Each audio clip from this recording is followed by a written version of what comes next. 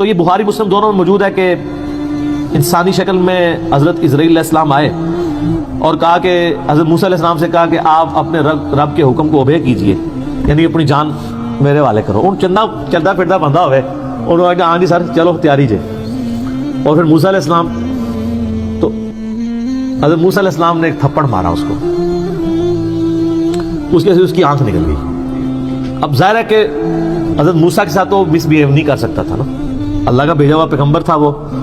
اور آپ کہتے ہیں یہ چاروں فرشتوں کے پیغمبر ہیں، جبرائیل، میکائیل، اسرافیل اور اسرائیل یعنی ملک الموت علیہم السلام اجمعین. یہ انبیاء کے یعنی فرشتوں کے انبیاء ہیں، اسی وجہ سے یہ انسانوں کے انبیاء کے استاد بھی ہیں، ورنہ نبی کا استاد غیر نبی نہیں ہو سکتا. یہ میں آپ کو لاجیکلی بتا رہا ہوں. تو حضرت جبرائیل علیہ السلام انبیاء میں سے ہیں، فرشتوں کے انبیاء میں سے. تو وہ پھر اللہ تعالیٰ کے پاس واپس چلے گئے حضرت ملک الموت، کہا کہ یا اللہ مجھے اس بندے کے پاس بھیجا ہے جو مرنے کو پسند نہیں کرتا. مرنے کو تو کوئی بھی نہیں پسند کرتا. تو اللہ تعالیٰ سے انہوں نے ریکویسٹ کی تو اللہ نے ان کی آنکھ ان کو واپس کر دی. یار حضرت اسرائیل علیہ السلام کی آنکھ نکل جائے تو وہ کس سے ملتی ہے؟ اللہ سے. اچھا ایک اندر اسرائیل کو روح کھو لی، گیچی مروڑ دے 2 منٹ تہاڈی روح کھونے والے ہو. تو وہ تو پیغمبر تھا نا. بخاری مسلم میں حدیث ہے کہ اللہ تعالیٰ کسی پیغمبر کو اس وقت تک موت نہیں دیتا جب تک کہ اس کے سامنے یہ آپشن نہ رکھ دے کہ وہ چاہے تو اپنی امت کے پورے ٹینیور تک زندہ رہے. اور بخاری مسلم میں الفاظ ہے کہ نبی علیہ السلام کو بھی یہ آفر آئی تھی، لیکن آپ نے اللہ کو اللہم رفیق الاعلیٰ کہہ دیا تھا، ورنہ آپ قیامت تک زندہ رہتے.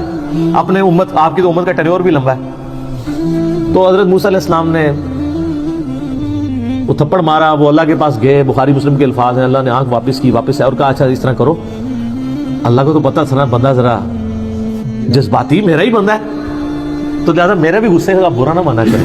مروی اللہ نے بنایا، ہر بندے کی نیچر اپنی ہے. ابو بکر عمر نہیں بن سکتے، عمر ابو بکر نہیں بن سکتے، دونوں کی اپنی نیچر ہے. A man can never grow out of his skin. انسان جتنا بھی موٹا ہو جائے اپنی سکن سے باہر نہیں نکل سکتا. جو شاکلہ اللہ نے دیا ہے اس کے اندر ہی اس کی وہ ہوئی ہوتی ہے بلٹ اپ.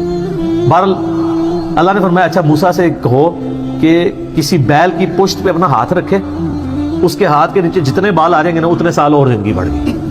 سر وہ تو سینکڑوں بال بنتے ہیں. تو حضرت اسرائیل علیہ السلام یہ جب پیکج لے کے آئے نیا کہ حضرت پہلی تو معذرت اون اے پیکج ہے وہ تہاڈی مرضی ہے. دیکھو منی پھر موسیٰ دی گئی ہے، ہونا تو چاہیے تھا کہ جس نے مارا ہے اسے بدلہ لیا جاتا، لیکن لاڈلا ہے. تو انہوں نے کہا اچھا اتنے سال میں زندہ رہوں پھر کیا ہوگا؟ انہوں نے کہا پھر موت. کل نفس ذائقۃ الموت، ہر ذی روح نے موت کا مزہ تو چکھنا ہے. تو پھر انہوں نے کہا جب اتنے سال بعد مرنا ہی ہے تو اب کیوں نہیں، جب یہ میں نے جام پینا ہی ہے موت کا. تو پھر انہوں نے کہا اے اللہ بس میں تجھ سے یہ دعا کرتا ہوں کہ مجھے ارض مقدس یروشلم کے قریب کر دے، میں اتنا قریب ہو جاؤں کہ وہاں سے اگر کوئی پتھر بھی پھینکے نا تو میری قبر تک پہنچ جائے، وہ مقدس زمین کے. ایسے ہماری بھی خواہش ہوتی ہے بقیع غرقت میں دفن ہو. مسلم شریف میں حدیث ہے کہ جس نے مدینے کے مصائب پہ صبر کیا تو میں اس کا شفیع بنوں گا. ترمذی میں الفاظ ہیں کہ ہو سکے تو مدینے میں مرو، جو مدینے میں مرے گا میں اس کی شفاعت کروں گا. اور بخاری میں حدیث ہے حضرت عمر کہا کرتے تھے اے اللہ مجھے شہادت کی موت دینا، اپنے رسول کے شہر مدینہ میں موت دینا. اللہ نے دونوں ان کی دعائیں قبول کر لی، کیونکہ سب سے پہلے شفاعت اہل مدینہ کی ہونی ہے، بشرطے کہ وہ آپ کے فرقے کا ہو. ہاں سر فضائل اعمال والے شیخ زکریا صاحب بھی مدینہ شریف بقیع غرقت میں دفن ہے، اور فضائل سنت والے الیاس قادری صاحب کے پیر صاحب ضیاء الدین مدنی بھی وہاں پہ دفن ہے، اور ہماری ماں سیدہ عائشہ بھی وہاں دفن ہے، امام حسن علیہ السلام بھی وہاں پہ دفن ہے، امام باقر بھی وہاں پہ دفن ہے، امام مالک بھی وہاں پہ دفن ہے، حضرت عثمان غنی بھی وہاں پہ دفن ہے، اور عبداللہ ابن ابی بھی وہاں پہ دفن ہے. قبروں سے کوئی فرق نہیں پڑتا، اتنے نئے لوگوں کے ساتھ اس منافق کی قبر بھی ہے. پہلے سارے قبرستان ہوتے سن. تو اچھا انہوں نے دیکھ لے اس سے اسرائیل سے نہیں کہا کہ منو جا لین دے، اللہ سے ہی مانگا ہے. تو اللہ نے ان کو قریب کر دیا، اور نبی علیہ السلام فرماتے ہیں جب وہ قریب ہوئے تو وہاں پہ ان کو موت دے دی. اور اگر میں چاہوں تو تمہیں سرخ ٹیلے کے پاس موسیٰ علیہ السلام کی قبر بھی دکھا سکتا ہوں. یعنی حضرت موسیٰ علیہ السلام گمنامی میں ایک قبر میں دفن ہے, کوئی مزار نہیں ہے سر.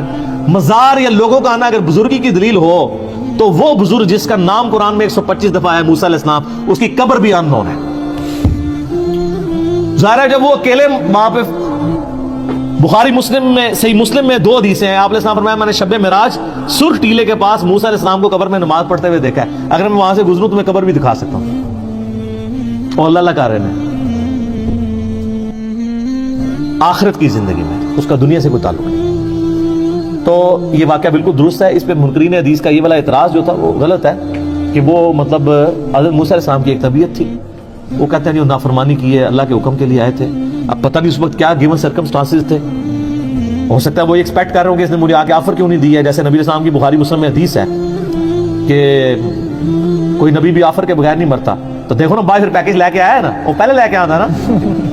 ٹھیک ہے, باقی ہر چیز اللہ کی مرضی سے ہی ہو رہی ہوتی ہے. ایک واقعہ بننا تھا بن گیا, اللہ تعالیٰ نے تھوڑا فرشتوں کو بھی جلال دکھا دیا موسیٰ علیہ السلام کا. تو باقی وہ جب پیکج لے کے آیا تو پھر دیکھیں انہوں نے اس کی ڈیل صحیح طریقے سے کیا. تو موسیٰ علیہ السلام اللہ کے بندے ہیں, پیغمبر ہیں, اور اللہ کے بڑے لاڈلے ہیں.